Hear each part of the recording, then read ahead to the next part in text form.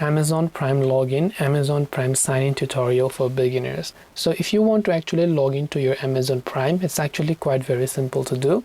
All you have to do is simply open your browser. Then I would recommend that you simply go to amazon.com/Amazon Prime. I repeat, amazon.com/Amazon Prime. I'll make sure to drop a direct link in the description box below. Once you're here, your Amazon Prime account is just your normal Amazon account. So if you're not already logged in, you'll find a sign in option from the top right.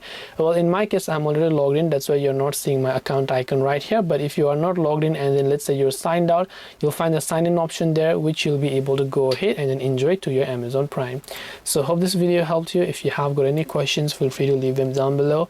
Thank you very much for watching till the very end of the tutorial. And as always, see you soon in our next video.